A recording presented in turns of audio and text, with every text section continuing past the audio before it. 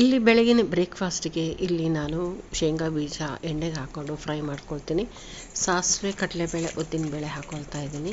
ಇದಕ್ಕೊಂದು ಸಣ್ಣಗೆ ಹೆಚ್ಚಿರೋ ಶುಂಠಿ ಹಾಕ್ಕೊಳ್ತೀನಿ ಮತ್ತು ಹಸಿಮೆಣಸಿನ್ಕಾಯಿ ಒಂದು 3 ಹಸಿಮೆಣಸಿನ್ಕಾಯಿ ಹೆಚ್ಚಿರೋದು ಸಣ್ಣಕ್ಕೆ ಇದನ್ನು ಎಣ್ಣೆಯಲ್ಲಿ ಫ್ರೈ ಮಾಡ್ಕೊಳ್ತೀನಿ. ಈ ಶುಂಠಿನೂ ಮತ್ತು ಹಸಿಮೆಣಸಿನ್ಕಾಯಿ ಫ್ರೈ ಆದಮೇಲೆ ಇದು ಚೆನ್ನಾಗಿ ಫ್ರೈ ಆಗಬೇಕು. ಇದಾದಮೇಲೆ ಒಂದು ಸ್ವಲ್ಪ ಜೀರಿಗೆ ಹಾಕ್ಕೊಳ್ತೀನಿ. ಜೀರಿಗೆ ಹಾಕಿದ್ಮೇಲೆ ಇಲ್ಲಿ ಈರುಳ್ಳಿ ಹಾಕ್ಕೊಂಡು ಸ್ವಲ್ಪ ಫ್ರೈ ಮಾಡ್ಕೊಳ್ತೀನಿ. ಇದಕ್ಕೆ ನಾನು ಸಬ್ಬಾಸ್ಗೆ ಸೊಪ್ಪನ್ನ ಸಣ್ಣಗೆ ಹೆಚ್ಚಿಟ್ಕೊಂಡು ಹಾಕ್ಕೊಳ್ತೀನಿ. ತರಕಾರಿ ಯಾವ್ದು ಬೇಕಾದ್ರೂ ಹಾಕ್ಕೋಬೋದು, ಕ್ಯಾರೆಟ್ ಹಾಕ್ಕೋಬೋದು, ಕೋಸು ಹಾಕ್ಕೋಬೋದು, ಯಾವುದಾದ್ರೂ ಹಾಕ್ಕೋಬೋದು, ಬೀನ್ಸ್ ಏನಾದರೂ ಇದ್ದರೆ ಹಾಕ್ಕೊಳ್ಬೋದು. ಇಲ್ಲಿ ನಾನು ಸಬ್ಬಾಸ್ಗೆ ಸೊಪ್ಪು ಹಾಕ್ಕೊಳ್ತಾ ಇದ್ದೀನಿ. ಇದು ತುಂಬಾ ಟೇಸ್ಟ್ ಬರುತ್ತೆ. ಇದಕ್ಕೆ ಸ್ವಲ್ಪ ಕ್ಯಾಪ್ಸಿಕಮ್ ಹಾಕ್ಕೊಂಡು ಚೆನ್ನಾಗಿ ಫ್ರೈ ಆಗಬೇಕು. ಸ್ವಲ್ಪ ಬಾಯ್ಲ್ ಆದರೆ ಸಾಕು. ಇದು ಬೇಗ ಬಾಯ್ಲ್ ಆಗಿಬಿಡುತ್ತೆ ಸಬ್ಬಾಸ್ಗೆ ಸೊಪ್ಪು. ಇದಕ್ಕೆ ನಾನು ರುಚಿಗೆ ತಕ್ಕಷ್ಟು ಉಪ್ಪು ಹಾಕ್ಕೊಂಡು ಈ ಕಡೆ ನಾನು ಅವಲಕ್ಕಿನ ಚೆನ್ನಾಗಿ ತೊಳೆದು 1-2 ಸಲ ತೊಳೆದ್ಬಿಟ್ಟು ಒಂದು ಸ್ವಲ್ಪ ನೀರು ಹಾಕಿ ನೆನೆ ಹಾಕಿದ್ದೆ. ಇದು ಚೆನ್ನಾಗಿ ಹರಳಿದೆ.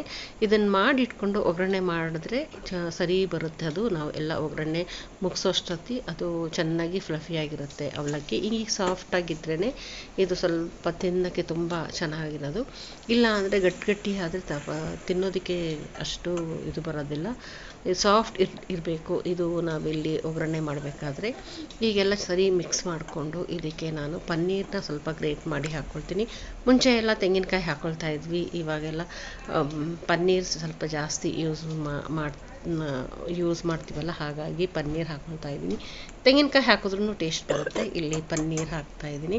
ಇದೆಲ್ಲ ಚೆನ್ನಾಗಿ ಮಿಕ್ಸ್ ಮಾಡಿಕೊಂಡು ಒಂದು ಸ್ವಲ್ಪ ಫ್ರೈ ಆದಮೇಲೆ ಇದನ್ನು ನಾವು ಸರ್ವ್ ಮಾಡೋಕ್ಕೆ ರೆಡಿಯಾಗಿರುತ್ತೆ. ಇಲ್ಲಿ ನಾನು ಮೂಲಂಗಿ ಚಟ್ನಿ ಮಾಡ್ಕೊಳ್ತಾ ಇದ್ದೀನಿ. ಇದಕ್ಕೆ ಇಲ್ಲಿ ಜಾಸ್ತಿ ಇಂಗ್ರೀಡಿಯೆಂಟ್ಸ್ ಏನಿಲ್ಲ. ಹಸಿಮೆಣಸಿನ್ಕಾಯಿ, ಬೆಳ್ಳುಳ್ಳಿ, ಮೂಲಂಗಿ, ಒಂದು ದೊಡ್ಡ ಮೂಲಂಗಿನ ಹೆಚ್ಚಿಟ್ಕೊಂಡಿದ್ದೀನಿ. ಇದು ಕರ್ಬೇವಿನ ಸೊಪ್ಪು ಹಾಕ್ಕೊಳ್ತಾ ಇದ್ದೀನಿ. ಇದಕ್ಕೊಂದು ರುಚಿಗೆ ತಕ್ಕಷ್ಟು ಉಪ್ಪು ಹಾಕ್ಕೊಂಡು ಮೊಸರು ಹಾಕ್ಕೊಳ್ತಾ ಇದ್ದೀನಿ, ಗಟ್ಟಿ ಮೊಸರು. ಇದು ಹಾಕ್ಕೊಂಡು ಚೆನ್ನಾಗಿ ನಾನು ಮಿಕ್ಸಿ ಹೊಡ್ಕೊಂಡು ಇದು ತುಂಬಾ ಟೇಸ್ಟ್ ಬರುತ್ತೆ. ಮೂಲಂಗಿ ಚಟ್ನಿ ಟೇಸ್ಟ್ ಬರುತ್ತೆ. ನಾನು ಮೊನ್ನೆ ಒಂದು ವಿಡಿಯೋದಲ್ಲಿ ಹಾಕಿದ್ದೆ. ಅದಕ್ಕೆ ತೆಂಗಿನಕಾಯಿ ಮತ್ತು ಶೇಂಗಾ ಬೀಜ ಹಾಕಿ ಮಾಡಿದ್ದೆ. ಅದೂ ಟೇಸ್ಟ್ ಬರುತ್ತೆ. ಮೂಲಂಗಿ ಯಾವ ಥರ ಬೇಕಾದರೂ ಮಾಡ್ಬೋದು, ಚೆನ್ನಾಗಿ ಬರುತ್ತೆ. ಇಲ್ಲಿ ನೋಡಿ ನಾನು ಸರ್ವ್ ಮಾಡ್ಕೊತಾ ಇದ್ದೀನಿ. ಈ ಅವಲಕ್ಕಿ ಅಂತೂ ತುಂಬಾ ಟೇಸ್ಟ್ ಬರುತ್ತೆ. ಇದಕ್ಕೊಂದು ಚಟ್ನಿ ಇದ್ದರೆ ಇನ್ನೂ ಚೆನ್ನಾಗಿರುತ್ತೆ ಅಂಥೇಳಿ ಇಲ್ಲಿ ನಾನು ಮೂಲಂಗಿ ಚಟ್ನಿ ಮಾಡ್ಕೊಂಡಿದ್ದೀನಿ. ಹೇಗಿದೆ ಅಂತ ಕಮೆಂಟ್ ಮಾಡಿ ಹೇಳಿ. Thanks for watching. ಸಬ್ಸ್ಕ್ರೈಬ್ ಮಾಡೋದನ್ನು ಮರಿಬೇಡಿ.